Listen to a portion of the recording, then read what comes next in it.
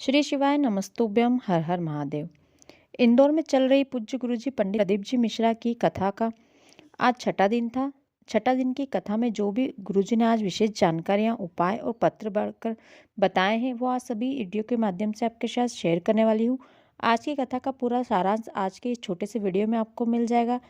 तो चलिए वीडियो शुरू करते हैं। आज की कथा में गुरुजी ने बताया काशी, उज्जैनी, भीमाशंकर, सोमेश्वर में धतूरे को तोड़कर उसका गुर्दा चढ़ाया जाता है।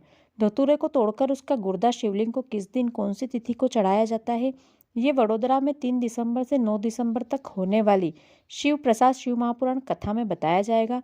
इस कथा में इसके अलावा शिवलिंग में जहाँ से जल बहकर आता है, वहाँ के जल का आचमन अपने ऊपर और अपने नेत्रों पर लगाने से इसका क्या महत्व है, ये भी इस कथा में बताया जाएगा।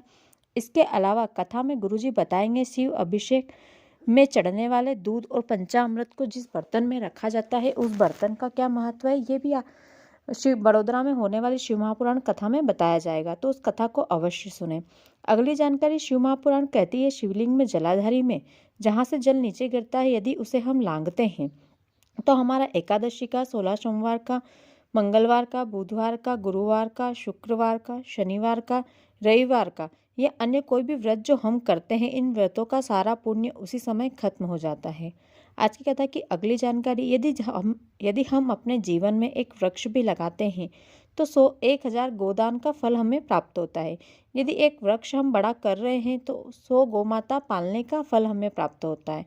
गुरुजी ने बताया सारे पेड़, सारे वृक्ष अच्छे होते हैं, कोई बुरा नहीं होता, कोई अशुभ नहीं होता है। यदि आपका लगाया गया पेड़, वृक्ष किसी पथिक को छाया देता है तो उससे अच्छा फल आपको कहीं नहीं मिल सकता। आज की कथा की अगली जानकारी, जैसे घासलेट का तेल और घी दोनों ही प्रकाश करते हैं, लेकिन फिर भी हम घासलेट के तेल का दिया भगवान के आगे नहीं जलाते, लेकिन घी में भले ही हम केवल बाती डुबोकर दिया लगाते हैं क्योंकि यह शुद्ध होता है। उसी प्रकार हमें शुद्ध मन से भगवान की भक्ति करना चाहिए, दिखावे की भक्ति नहीं करना चाहिए। आज की कथा का पहला पत्र गुरुजी ने पढ़कर सुनाया, जो राज जी ने इंदौर से लिखा था। वो लिखते हैं, यदि पत्र में लिखे एक भी शब्द से किसी को कोई शंका है तो आप मुझसे फ़ोन करके या मेरे घर आकर पूछ सकते हैं। हमारे मोहल्ले का एक कुत्ता है जिसे 6 महीने हो गए दिखना बंद हो गया था। डॉक्टर को दिखाया, उन्होंने ड्रॉप लिखा, हमने उसकी आंखों में ड्रॉप डाला, लेकिन उसे कोई फ़र्क नहीं पड़ा, उसकी आंखें ठीक नहीं हुई। फिर हमारे मोहल्ले के एक बच्चे ने कहा कुबरेश्वर धाम के रुद्राक्ष का जल भोलेनाथ को चढ़ाकर वो जल झेलकर इसकी आंखों पर लगाएं। गुरुजी कहते हैं इस रुद्राक्ष के जल से सभी रोगों का इलाज होता है। तभी वहां से एक सब्जी वाली बाई जा रही थी तो उसने कहा मेरे पास कुबरेश्वर धाम का रुद्राक्ष रखा है। तब हमने उस रुद्राक्ष का जल बाबा को चढ़ाकर झेलकर उस कुत्ते की आंखों पर छिड़कना चालू किया और बाबा की कृपा से उस कुत्ते की आंखें वापस आ गई, उसे दिखना चालू हो गया। उन्होंने पत्र में कुत्ते की जब दिखता नहीं था तब की और जब दिखने लगा तब की दोनों फोटो भी लगाई हैं। जैसे आज की कथा की अगली जानकारी गुरुजी ने बताया, जैसे आजकल एक फ़ोन से बाइक आ सकती है, कार आ सकती है, उसी प्रकार एक लोटा जल चढ़ाने से महादेव भी प्रकट हो सकते हैं। आज की कथा का दूसरा पत्र जो गुरुजी ने पढ़कर सुनाया, ये पत्र विजय जी ने इनसे लिखा था। गुरुजी, मेरे 2 बेटे हैं। बड़े बेटे की पुलिस में नौकरी लग गई है, पर छोटा बेटा कुछ भी नहीं करता है। उसकी 2-3 बार पुलिस की परीक्षा दी लेकिन वो पास नहीं कर पाया। फिर मेरे नाती ने मुझे पशुपति व्रत और आपकी कथा के बारे में बताया। आपकी इंदौर में हुई पिछली कथा को सुना और वहाँ बैठकर बाबा से प्रार्थना की कि बाबा मेरे बेटे की सरकारी नौकरी लगवा दो। उसके बाद छोटे बेटे को लेकर कुबरेश्वर धाम भी गए। उसे मंदिर जाने में शर्म आती थी, लेकिन फिर भी उससे पास में ही एक मंदिर था घर के, वहाँ ले जाकर जल चढ़वाने लगी। पशुपति व्रत किया और सावन शिवरात्रि के शाम को जब आप अभिषेक करवाने वाले थे, हम भी तैयारी कर रहे थे। तभी 7 बजे फ़ोन आया और हमें पता चला कि मेरे बेटे को पुलिस में सिलेक्शन हो गया है। बाबा ने हमारे ऊपर अपनी कृपा करी। आज की कथा की अगली जानकारी, शिव महापुराण कहती है यदि आप प्रॉपर्टी के लालच में किसी का खून कर देते हैं या अन्य कोई इसी प्रकार का पाप करते हैं और आप सोचें कि अब गंगा में, यमुना में, शिप्रा में, नर्मदा में डुबकी लगा लेंगे और आपका पाप धुल जाएंगे, तो ऐसा नहीं हो सकता है। आज की कथा की अगली जानकारी, कुछ लोग हमसे आके कहते हैं भगवान नहीं होते, हम भगवान को नहीं मानते। उसके लिए गुरुजी ने कहा है जैसे हम किसी को उधार देते हैं और 100 रुपये के स्टाम्प पर लिखवा लेते हैं, या जब कोई प्रॉपर्टी या घर खरीदते हैं तब भी स्टाम्प पर लिखवा लेते हैं तो वो हमारा हो जाता है। उसी प्रकार जिस प्रकार हम उस स्टाम्प पर भरोसा करके चैन की नींद सोते हैं, वैसे ही हमें हमारे शास्त्रों, वेदों और पुराणों पर भी भरोसा करना चाहिए। आज की कथा में गुरुजी ने दो बहुत ही अच्छी बातें कही है। पहली, जिस मनुष्य में बहुत कमियां होती है वही इंसान धर्म के काम में कमियां निकालता है। और दूसरी बात, जिस व्यक्ति पर दुनिया जितनी हंसती है उसी इंसान की हंसती बढ़ती चली जाती है। आज की कथा की अगली जानकारी, जिस प्रकार से पहले के ज़माने में किसी के बच्चे नहीं होते थे, वे दूसरे के बच्चों को गोदी लेते थे और उस बच्चे को गोदी लेते थे, उसकी सारी प्रॉपर्टी उस बच्चे की हो जाती थी। उसी प्रकार जब हम रोज़ मंदिर जाते हैं, शिव जी की पूजा करते हैं, शिव मंदिर में बैठते हैं तो यानी हम शिव जी की गोद में बैठ रहे हैं, तो हम शिव जी के बच्चे हो जाते हैं और हमारी सारी जवाबदारी महादेव की हो जाती है। इसलिए गुरुजी कहते हैं, शिव मंदिर के द्वार पर शिव जी के पास शिव जी की भक्ति करने जाओ, शिव जी को प्राप्त करने जाओ, केवल दिखावा करने के लिए नहीं। आज की कथा की अगली जानकारी, गुरुजी ने कहा, बच्चों को गर्भ में अच्छा ज्ञान देना चाहिए। गर्भ में दिया गया ज्ञान ही आपके बच्चे के साथ जीवन भर रहता है। आज की कथा का तीसरा पत्र, जिसमें लिखा था, मैं बिजली विभाग में काम करता था।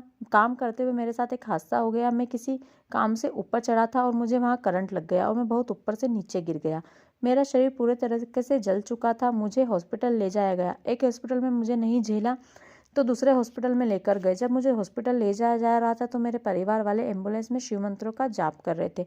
मेरे एक दोस्त ने दूसरे हॉस्पिटल में पहले से ही फ़ोन लगा दिया था। मुझे लेकर हॉस्पिटल पहुँचे। डॉक्टर ने कहा, इनका शरीर काफ़ी जल चुका है। डॉक्टर का कहना था, इनका शरीर काफ़ी हद तक जल गया है, इनके जल्दी ठीक नहीं हो सकते हैं, ये बच जाएं, यही बहुत बड़ी बात है। इसके शरीर को ठीक होने में 8 महीने लगेंगे। मुझे घर वाले घर लेकर आए और उसके बाद रोज कुंदकेश्वर महादेव का नाम लेकर शिवलिंग जल चढ़ाने लगे और मुझे जल झेलकर लाकर पिलाते, एक बेलपत्र खिलाते। डॉक्टर ने 8 महीने की कहा था, लेकिन बाबा ने मुझे 1 महीने में ही खड़ा कर दिया। आज मैं बिल्कुल ठीक हूँ और यहाँ इंदौर की कथा में सेवा दे रहा हूँ। आज की कथा की अगली जानकारी, गुरु शिव महापुराण कहती है, राम जी ने जिसका वध किया वो मर गया, कृष्ण जी ने जिसका वध किया वो मर गया, लेकिन महादेव ने जिसको भी मारा वो भस्म हुआ और महादेव पर उसकी भस्म लगाई गई। अगली जानकारी, शिव महापुराण कहती है, हम मुर्दे को शमशान लेकर जाते हैं तो हम उसे मन तक पहुंचाते हैं, लेकिन सही यह नहीं है। मुर्दा हमें हमारे जीवन की असली मंजिल दिखाता है। वो कहता है, एक दिन सभी को यहीं आना है। शिव महापुराण कहती है, घर के सभी लोगों को एक साथ बाहर नहीं जाना चाहिए, घर पर एक न एक व्यक्ति को जरूर रहना चाहिए। आज की कथा की अगली जानकारी, यदि घर में 2 लोग एक साथ पशुपति व्रत कर रहे हैं तो शाम की पूजा का प्रसाद अलग अलग बनाना है। एक का प्रसाद पहले बनाओ, फिर बर्तन धोकर दूसरे का प्रसाद बनाओ और दूसरे का प्रसाद बनाने के बाद बर्तन को धोकर रखें। यदि हलवा बना रहे हो तो आटा या सूजी भी एक साथ नहीं सेकना है, आपको सेकना भी अलग अलग है। एक साथ सेक कर अलग करोगे तो वो वहीं पर 2 हिस्से हो जाएंगे। ऐसे व्रत का कोई महत्व नहीं रहता है। इंदौर में चल रही द्वादश ज्योतिर्लिंग शिव महापुराण कथा में गुरुजी 12 ज्योतिर्लिंग के स्थापित होने से जुड़ी कथा बता रहे हैं। गुरुजी हर दिन एक ज्योतिर्लिंग के प्राकट्य होने की कथा सुनाते हैं।